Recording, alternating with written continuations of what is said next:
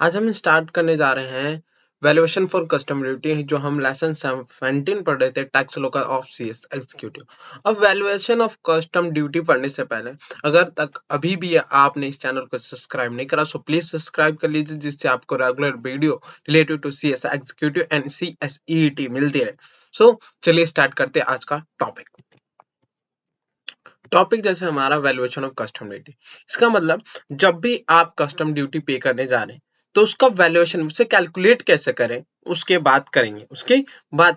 So valuation for custom duty begin with the determination of transaction value. जब भी हम valuation करने जा रहे हैं कस्टम ड्यूटी का, हमें पता होना चाहिए सबसे पहले कि ट्रांजैक्शन वैल्यू कितनी है।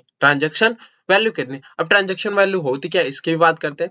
The transaction value include the price paid और पेबल एज अ कंसिडरेशन।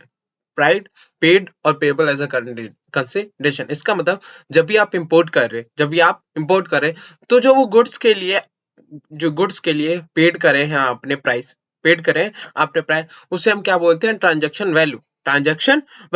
तो उससे पहले वो पहले निकाला जाएगा। ट्रांजैक्शन वैल्यू निकालने के बाद हम वैल्यूएशन करेंगे कस्टम ड्यूटी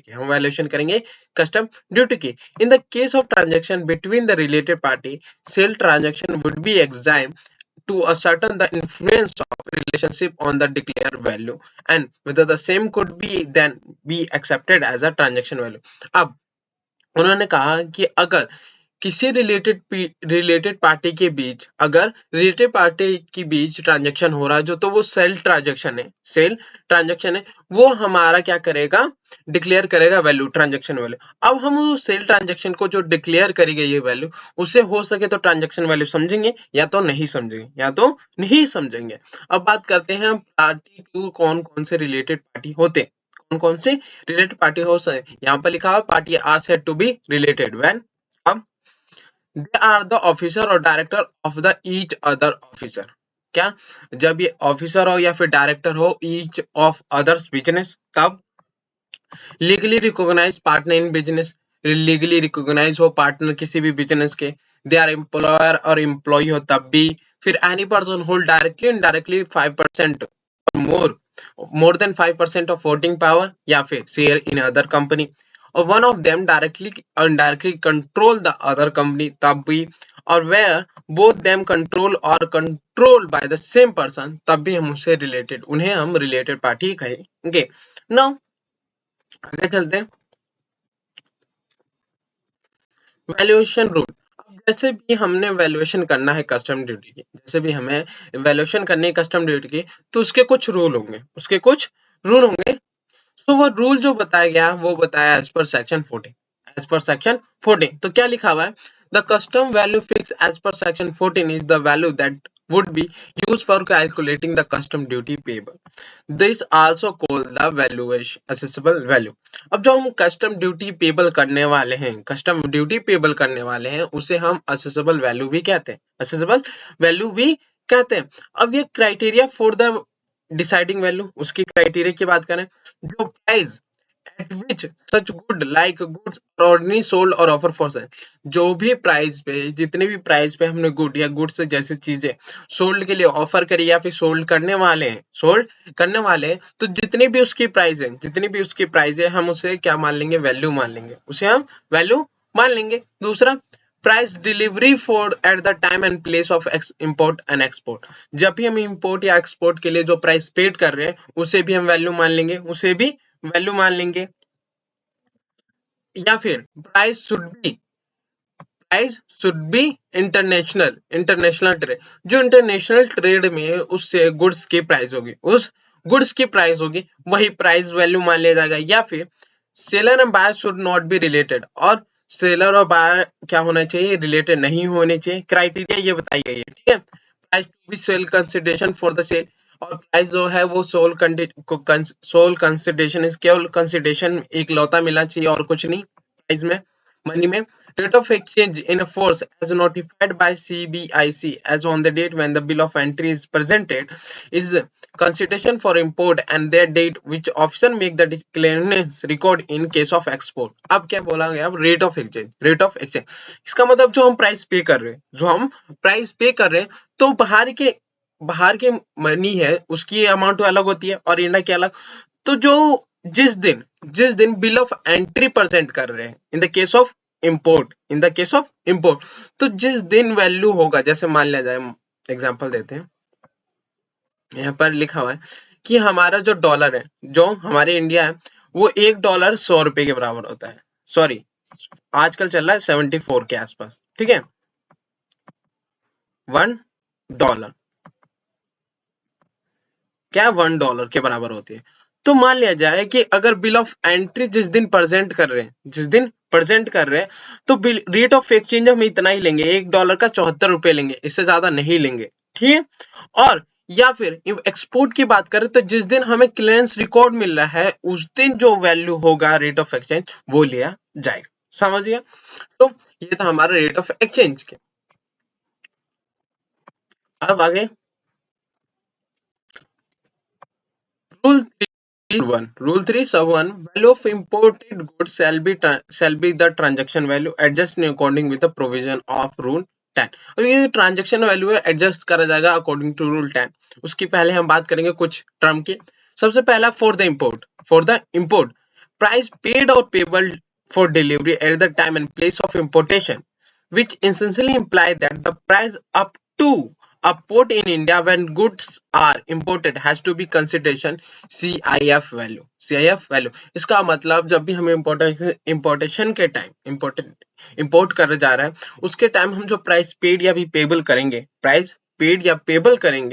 और जो प्राइस पेड और पेबल करेंगे उसे मान लिया जाएगा CIF वैल्यू निकाला जाता है उस टाइम इंपोर्टेशन करने के टाइम।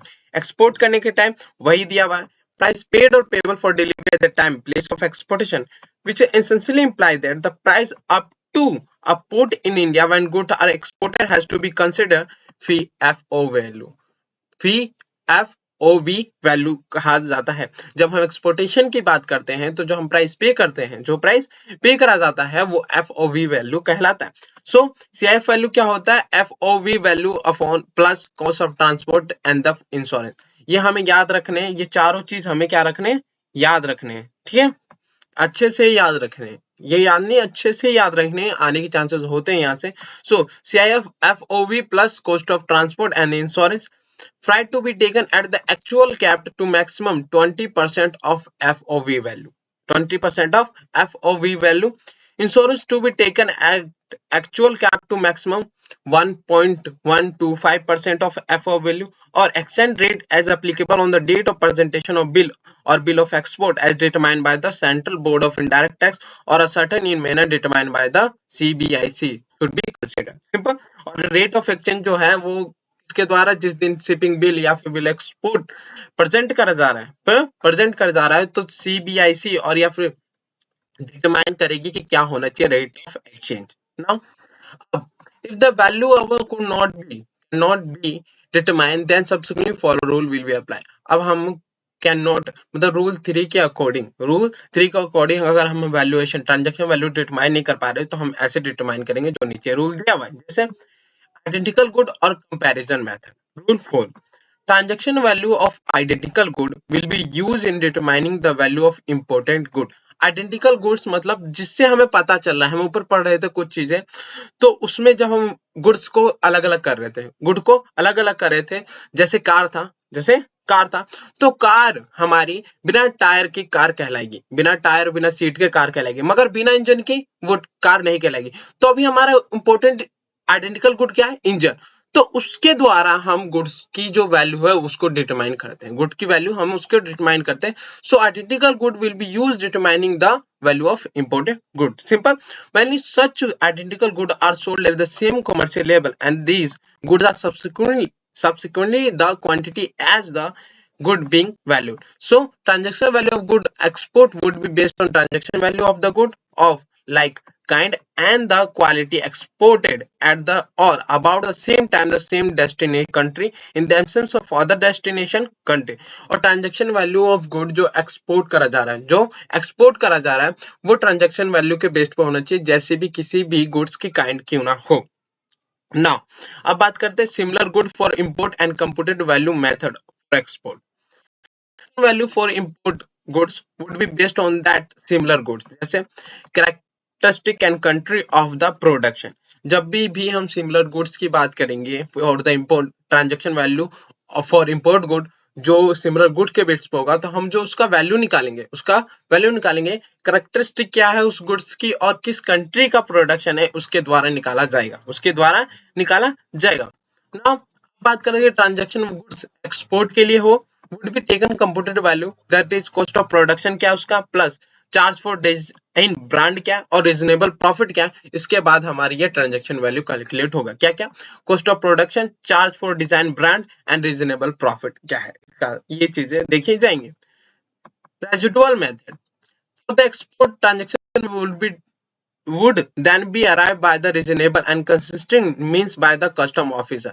जब रूल 6 की बात आएगी तो जो भी एक्सपोर्ट के लिए ट्रांजैक्शन वैल्यू होगी कस्टम ऑफिसर द्वारा डिसाइड करी जाएगी।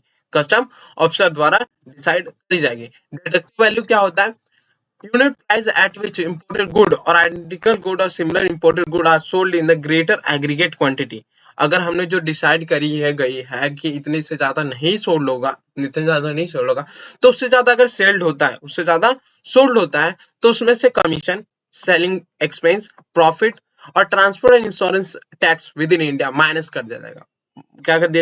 माइनस कर दे। क्या क्या माइनस कर जाएगा ये भी देख। डिडक्टिव वैल्यू में अकॉर्डिंग टू रूल 7 हम क्या क्या माइनस करेंगे? कमीशन माइनस करेंगे, सेलिंग एक्सपेंस माइनस करेंगे, profit made, transport and insurance and tax with in India, ये चारों चीजें माइनस कर दी जाएगी।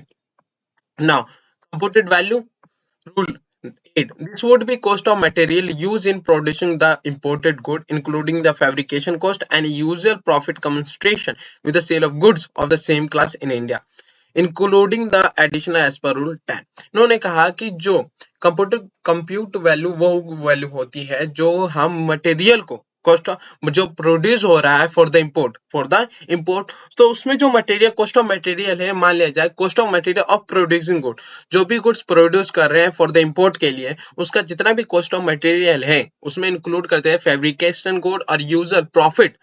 इतने सारे दो चीजें ऐड करने के बाद जो वैल्यू आएगी वो हमारी कंप्यूटेड वैल्यू कहलाती है अकॉर्डिंग टू रूल 8। अब हम दो टर्म पढ़ेंगे, पहला एफओबी और सीआईएफ। ठीक है, तो एफओबी का मतलब होता है free on board and freight on board और सीआईएफ का मतलब होता है cost insurance and insurance value.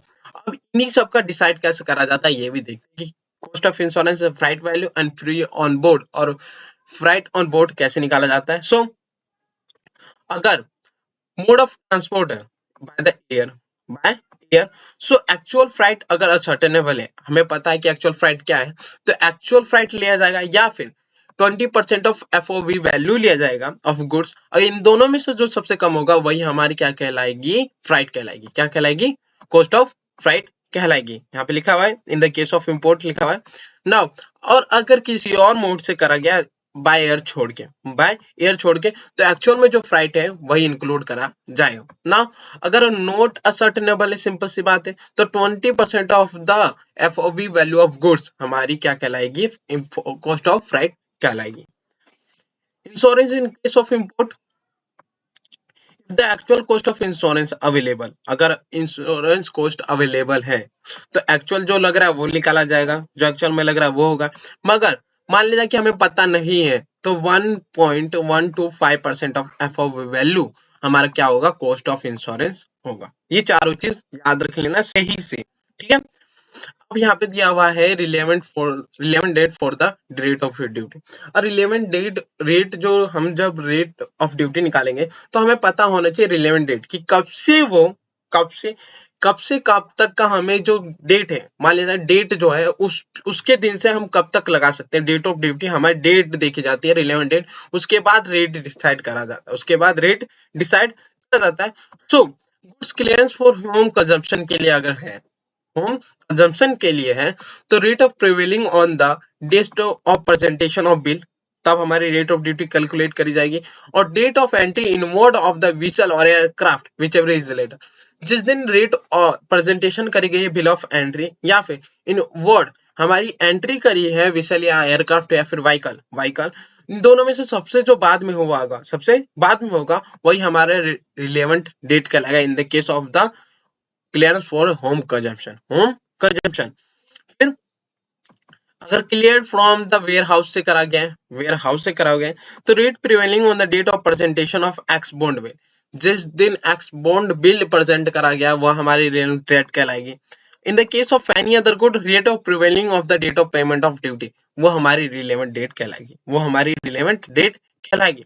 अब गुड्स की बात करते हैं तो goods enter for the export under section 4, the rate of prevailing on the date which the proper officer make an order permit clearance and loading of goods, वो हमारी क्या कहलाएगी, रिलेवेंट। जिस दिन अगर एक्सपोर्ट की बात करें तो जिस दिन प्रॉपर ऑफिसर ने क्या कहा कि आपको क्लियरेंस मिल गया, आपको क्लियरेंस में ऑर्डर दे देता है कि आपको क्लियरेंस मिल गया, आप लोड कर सकते हो, तो वो हमारी क्या कहलाएगी, वो हमारी कहलाएगी कि relevant date. Relevant date in case of export की बात हो रही है, इन केस ऑफ एक्सपोर्ट की बात हो रही है। तो यहाँ पे ये न्यूमेरिकल दें, इसके लिए मैं अलग न्यूमेरिकल के लिए अलग वीडियो बनाएंगे जिससे आपको एक एक चीज समझ आए, और इसमें थोड़ा टाइम भी लगेगा, तो इसलिए इसकी जो मैं वीडियो है वो अलग से बनाऊंगा। और इसका सबसे मेन पर्पस क्या होगा कि आप जो लास्ट के अमाउंट दे रखे हैं, लास्ट के अमाउंट दे रखे हैं, ये आप याद कर लें। अगर आपको समझ नहीं आता है तो इससे एग्जाम में क्या होता है कि सेम क्वेश्चन भी आ जाता है, सेम क्वेश्चन भी आ जाता है और लास्ट में वैल्यू पूछ लेते हैं। अगर आप याद कर लेते हैं तो आप हो सकता है कि एक नंबर आपके जुड़ जाए आपके एग्जाम में, इसलिए मैं इसकी अलग से पूरी वीडियो बनाऊंगा। Now exemption under custom act, exemption under custom act, custom act के अंदर कुछ एग्जेम्पशन मिले हैं, कुछ एग्जेम्पशन दिए गए हैं कि अगर वहां से गुड्स आते हैं तो उन पे कस्टम ड्यूटी नहीं लगेगी, उन पे कस्टम ड्यूटी नहीं लगेगी, उसकी बात करते हैं। If the central government is satisfied that it is necessary in the public interest to do so, it may by notification in the official gazette exempt generally or subject to such condition as may be specified in the notification, which would need to fulfill before or after clearance good of specific description from whole or any part of the duty of the custom। Simple सी बात है, central government अगर उसे लगते हैं, अगर उसे लगता है कि पब्लिक इंटरेस्ट के लिए जरूरी है, पब्लिक इंटरेस्ट के लिए जरूरी है, तो by notification in official gazette या फिर जनरली कर देंगे, या फिर कुछ कंडीशन को देखते हुए कुछ कंडीशन कंप्लाई करेंगे तभी आपको कस्टम ड्यूटी नहीं पे करना पड़ेगा, उसके लिए वो नोटिफिकेशन दे देंगे किसमें, ऑफिशियल गेजेट में। Now it may by special order exempt from the duty any goods and on which duty is liable only under the exceptional circumstance. Further, no duty is to be collected if the amount of duty lived is less than or equal to 100 rupees। यहाँ पे ध्यान देना है, no duty collected of amount duty lived as less than or equal to 100 rupees। सही है, जब भी अगर कोई भी ड्यूटी कलेक्ट नहीं करी जाएगी, अगर कोई भी लायबल होगा 100 रुपीज, ड्यूटी जो होगी 100 रुपीज तक की होगी या फिर उसके बराबर उससे कम होगी, तो कभी भी ड्यूटी कलेक्ट नहीं करी जाएगी, एग्जाम्प्ट दिया गया है कितना, 100 रुपीज तक का। Now both general specific exemption mentioned above may be granted by the providing for the levy of duty at the rate expressed in a form which is different from the statutory rate। बात करते हैं officer और custom law.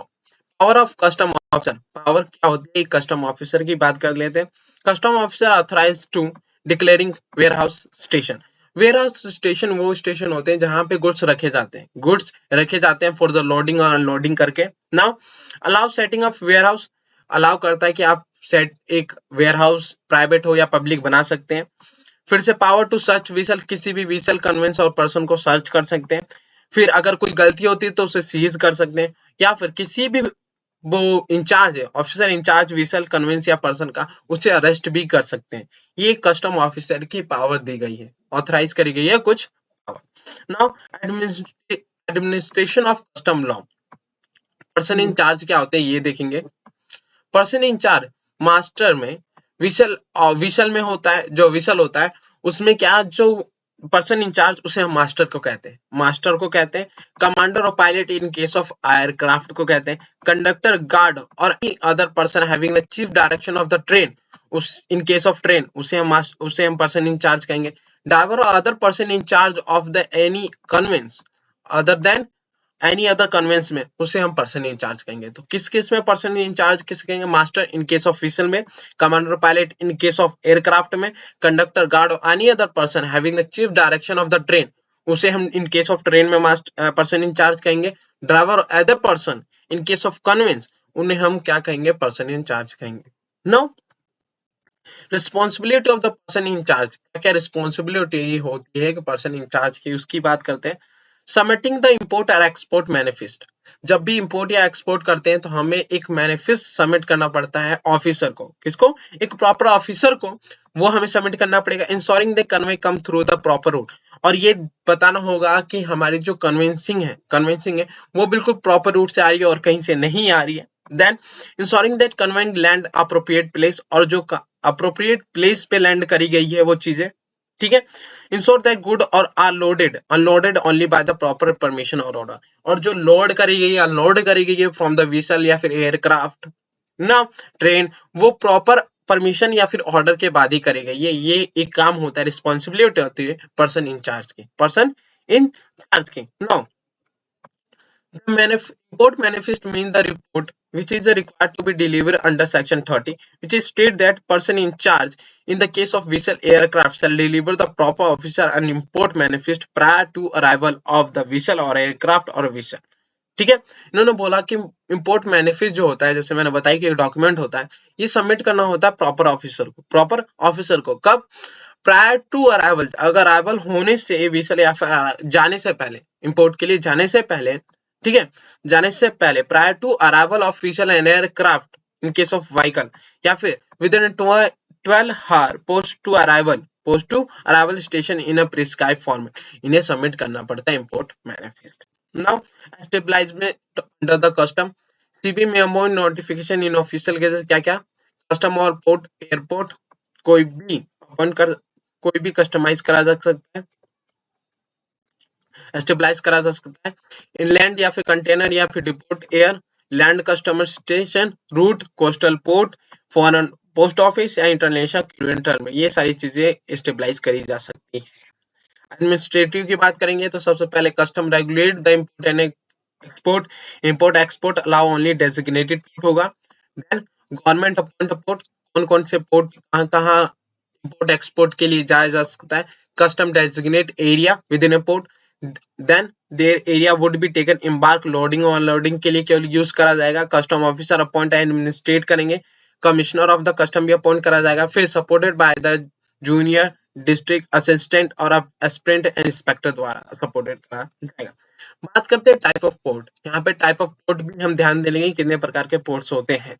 सी ports होते हैं, airport होता है, land custom station होता है जहां पे ट्रेन के लिए होता है, इनलैंड कंटेनर्स डिपोट्स होते हैं, container freight station attach to port, ये हमारे टाइप ऑफ पोर्ट्स होते हैं। क्या पहला, सी, एयर, लैंड, ये तो तीनों समझ आ गया। सी विसल के लिए, एयरपोर्ट के लिए, एयर के लिए, लैंड ट्रेन के लिए। इनलैंड कंटेनर डिपोट एक अलग होता है, then container freight station attach to port, ये अलग होते हैं। तो हमारे कितने हो गए, 5। नाउ मोड ऑफ क्लियरेंस के लिए कितने मोड होते हैं, रेगुलर कार्गो, ठीक है, कुरियर या फिर फॉरेन पोर्ट ऑफिस या फिर बैगेज, ये 4 होते हैं फॉर द क्लियरेंस।